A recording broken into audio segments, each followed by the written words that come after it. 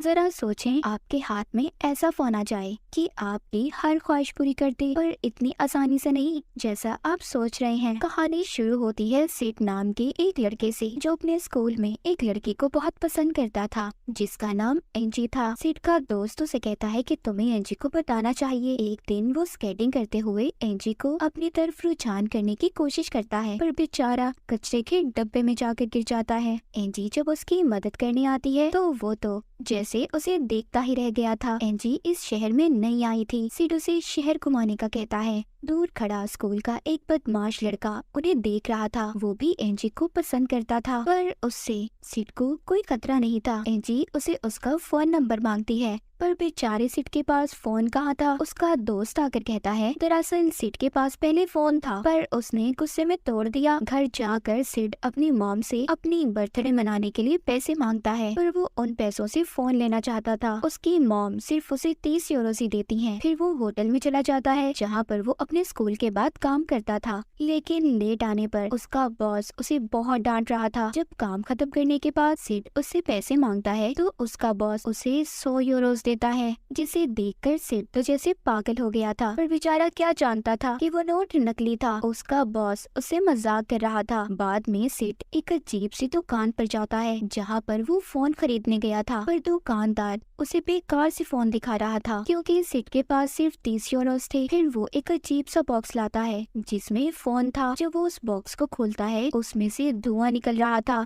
जिसमें चमकता एक लाल रंग का फोन था। वो फोन दिखने में थोड़ा अजीब था, उसके 2 सींग भी थे। सिड वो फोन देखते ही फौरन से उस दुकानदार को पैसे देता है, मगर बाद में पता चलता है कि वो फोन तो चल ही नहीं रहा था। सिड जब उस दुकानदार से अपने पैसे मांगता है तो फोन खुद ब खुद चल पड़ा था और सिड की तस्वीर भी बना लेता है। जब दुकानदार ये देखता है कि फोन चलने लगा है तो वो अब ये चाहता था कि सिड उसे फोन वापस दे दे। वो चलते फोन को देखकर सिड से फोन छीनने की कोशिश करता है, पर सिड फोन लेकर भाग गया था। उधर स्कूल में दिखाया जाता है एक लड़की को बालों की एड के लिए चुन लिया गया था, जो एंजी की दोस्त थी, क्योंकि उसके बाल बहुत अच्छे थे। सिड जब उसके पास जाता है और एंजी को अपना नया फोन दिखाकर उससे उसका फोन नंबर मांग रहा था, तो वही लड़की जो एंजी की दोस्त थी उसका बहुत मजाक बनाती है। तभी सिड का फोन उस लड़की की तस्वीर खींच लेता है। उधर लैब में कुछ लड़के सिड के दोस्त का मजाक बना रहे थे। इस बात पर सिड से उनकी लड़ाई हो गई थी। टीचर इस लड़ाई पर सबको सजा देती है। तभी लैब में सिड का फोन खुद से एक लड़की को फोन करता है, और वो उस बालों वाली लड़की जो एंजी की दोस्त थी, जिसको बालों का एड मिला था, उस लड़की के बालों में आग लगा देती है। उसे पता ही नहीं था कि उसके बालों में आग लग गई है। वो सिर्फ सबसे यही कह रही थी कि लैब में गर्मी क्यों है। फौरन से उस लड़की के सर पर कपड़ा देकर आग को बुझाया जाता है। जब प्रिंसिपल उस लड़की को अपने ऑफिस में बुलाते हैं जिसने आग लगाई थी, तो वो बताती है मुझे बस एक कॉल आई थी और फिर मैं नहीं जानती कि मैंने क्या किया और वहाँ पर क्या हुआ। पर अजीब बात ये थी, प्रिंसिपल भी उसे कुछ नहीं कहते और अपने ऑफिस में बैठे मछलियों से बातें कर रहे थे। उधर घर में सिड बैठा एंजी को अपने दिल की बात बताने की प्रैक्टिस कर रहा था। तभी उसका फोन खुद ही एंजी को कॉल मिला देता है। सिड को जब पता चलता है, जब एंजी उसे कहती है हेलो सिड, ये देखकर सिड बेचारा घबरा गया था। कहता है मैं तो बस ऐसे ही बोल रहा था। स्कूल जाकर सिड अपने दोस्त को बताता है कि मेरा फोन खुद से हर एक को कॉल मिला देता है। अब जब ये दोनों क्लास में बैठे बातें कर रही थी तो टीचर को पता चल जाता है। वो सिड के सर पर चौक देकर मारता है और एक सवाल पूछता है जिसका जवाब सिड को नहीं पता था, लेकिन तभी उसके फोन पर खुद ब खुद जवाब नजर आने लगा था, जो बैठा सिड का दोस्त भी देख रहा था, जिसे देखकर वो बहुत हैरान था। टीचर ने उसके फोन को देख लिया था और सिड से लेकर बाहर फेंक देते हैं। जब क्लास खत्म होने के बाद सिड अपना फोन उठाने जाता है तो फोन बिल्कुल ठीक था, उसे कुछ भी नहीं हुआ था। उसका दोस्त और सिड दोनों बहुत हैरान थे कि आखिर फोन को पहले से जवाब कैसे पता था। अगली सुबह सिड जब सोकर उठता है तो फोन उसे बर्थडे विश कर रहा था। जब सिड अपने दोस्त से मिलता है तो उसको बताता है कि यार मैं नहीं जानता, मैंने तो इसमें अपने पैदा होने की तारीख भी नहीं लिखी, तो कैसे ये मुझे बर्थडे विश कर सकता है। उसका दोस्त कहता है कि मुझे तो तुम्हारे फोन में कुछ गड़बड़ नजर आ रही है, तुम्हें इस फोन को फेंक देना चाहिए। तभी सिड का दोस्त कहता है अगर तुम्हारा फोन हमारी लैब में लड़ाई वाली सजा को माफ करवा दे तो ये बात फोन सुन लेता है। अचानक से उन्हें फोन आता है जो प्रिंसिपल की असिस्टेंट का था। वो सिड को प्रिंसिपल समझकर उससे बात करती है। इस तरह इन्होंने अपनी सजा को भी माफ करवा लिया था। फिर ये अपने लिए खाना मंगवाते हैं, वो भी आ जाता है। सिड और उसका दोस्त ये सब देखकर बहुत खुश थे। उधर स्कूल में वो टीचर जिसने फोन को फेंका था वो क्लास में बैठा चौक की उल्टियाँ कर रहा था। जब सिड और उसका दोस्त क्लब में बैठे थे तो सिड का दोस्त उससे फोन उधार मांगता है। कहता है कि इस फोन की मदद से मैं अपने मॉम डैड को करीब लाना चाहता हूँ। सिड उसे फोन देना तो नहीं चाहता था पर फिर भी दे देता है। लेकिन जैसे ही उसका दोस्त फोन पकड़ता है वो बंद हो गया था। वो उसे गुस्से में पानी में डालकर चला जाता है। पर जब सिड उस फोन को उठाता है तो वो दोबारा से खुद ही चल गया था। सुबह स्कूल में जब ये एंजी के साथ बात कर रहा था तो एक चोर एंजी का फोन चुरा कर भाग जाता है। अब ये दोनों अपने स्केटिंग बोर्ड पर चलकर उस चोर को पकड़ने की कोशिश करते हैं।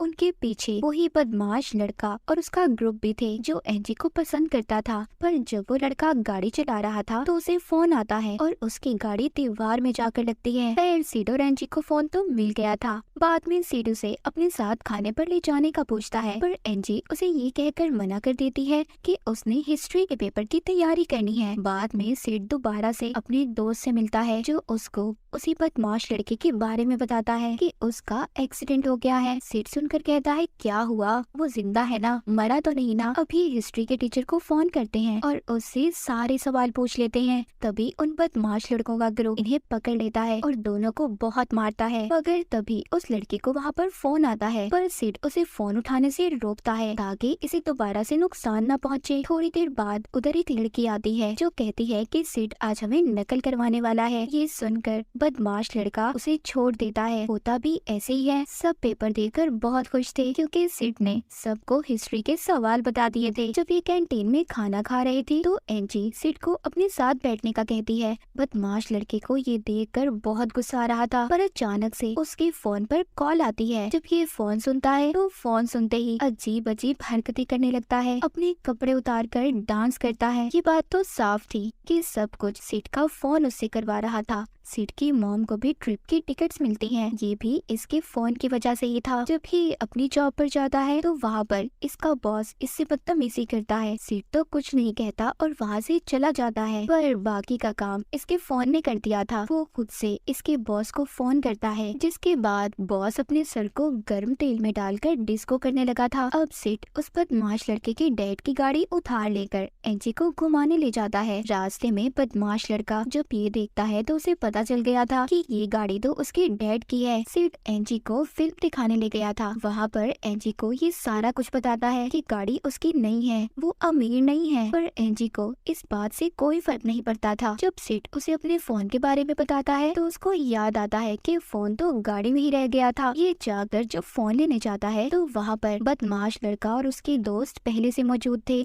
जो इसको बहुत मारते हैं और गाड़ी फोन दोनों लेकर चले गए थे। सिड वापिस आता है तो एंजी उसकी चोट को साफ करती है। उधर बदमाश लड़के की गाड़ी में जब सिड का फोन बजता है तो एक लड़का उठाता है। जैसे ही वो फोन उठाता है वो चलती गाड़ी से छलांग लगा देता है। उस वक्त तो उसे कुछ नहीं हुआ था पर तभी एक ट्रक आकर उसे मार देता है जिसके बाद पुलिस ने सिड और एंजी को गिरफ्तार कर लिया था क्योंकि बदमाश लड़के का ये कहना था कि सिड अपने फोन से लोगों को अपने कंट्रोल में करता है और फिर उनसे गलत काम करवाता है। जेल में पुलिस इंस्पेक्टर जब सिड से सवाल जवाब कर रहा था तो उसको भी फोन आता है। वो बड़े ही मुस्कुराकर जब फोन सुनता है तो बहुत ही आराम से सिड को छोड़ देता है और उसे उसका फोन भी वापस कर दिया था। बाद में सिड को अपने बॉस की खबर मिलती है कि उसने अपना सर तेल में डाल लिया। अब सिड को भी ये एहसास हो गया था कि उसका फोन कितना खतरनाक है। वो अपने फोन से पूछता है कि तुम ऐसा क्यों कर रहे हो, लोगों को नुकसान क्यों पहुंचाते हो। वो फोन जवाब देता है कि मैं तुमसे प्यार करता हूँ। सिड उस फोन को खुद तोड़ने की कोशिश भी करता है पर वो नहीं टूटता। आखिरकार सिड ने उसे एक गड्ढे में फेंक दिया था। उधर एंजी के घर पर सब दोस्त इकट्ठे थे। कहते हैं कि सिड के फोन की वजह से बहुत बड़ी बड़ी मुसीबतें सामने आ रही हैं। पर एंजी उनसे कहती है सिड का कोई कसूर नहीं, मैंने खुद उस फोन को खुद ही से नंबर मिलाते देखा है।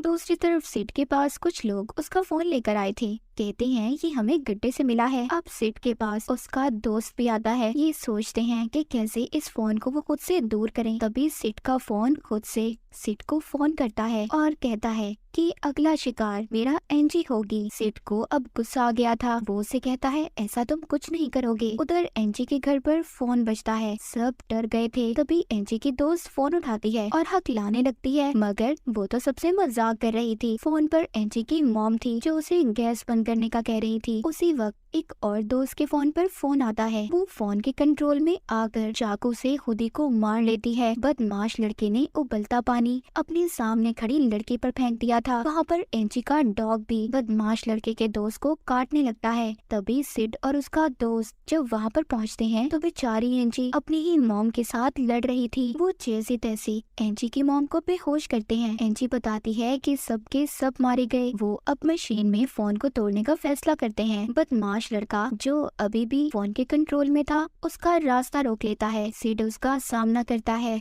बाकी के लोग मशीन का पासवर्ड सोचते हैं। वो बदमाश लड़का चेन सॉ उठाकर सिड को मारने वाला था, पर इसी उसमें खुद उसी की मौत हो जाती है। ये सब मशीन का पासवर्ड भी सोच लेते हैं। जब ये फोन को मशीन में डालते हैं तो फोन टुकड़े टुकड़े हो गया था, पर थोड़ी देर बाद खुद से अपनी असली हालत में आ जाता है। अब ये तीनों इसे लेकर अपने स्कूल में जाते हैं तो वहाँ जाते ही फोन एक ही साथ सभी बच्चों को फोन कर देता है। एंजी सबसे कहती है कि कोई फोन नहीं उठाएगा, पर वहाँ प्रिंसिपल आकर अपना फोन एक टीचर के कान पर लगा देते हैं, जिससे वो वहीं पर मर जाती है। सब बच्चे डर गए थे, पर अब हजारों लोग सिड और एंजी को मारना चाहते थे। तभी सिड को एक आइडिया आता है। वो फोन को लिक्विड नाइट्रोजन गैस में डाल देता है, पर प्रिंसिपल जो पहले से उस फोन के कंट्रोल में थे वो फोन को निकाल लेते हैं। पर सिड का दोस्त उस फोन को ले लेता है। वहाँ पर एक लड़का सिड के दोस्त के कान पर फोन लगाता है ताकि वो भी फोन के कंट्रोल में आ जाए, पर वो फिर भी फोन को टैंक में डाल देता है। फोन जम गया था। सिड का दोस्त बताता है कि उसने पहले ही अपने कानों में रुई डाल दी थी। सिड अपने दोस्त को गले लगा लेता है और एंजी भी सिड से अपने प्यार का इजहार करती है। जल्दी उन्होंने उस टैंक को समंदर में फेंक दिया था जिसमें फोन था। क्या आप भी अपनी ख्वाहिशें पूरी करने के लिए अभी भी ऐसे फोन को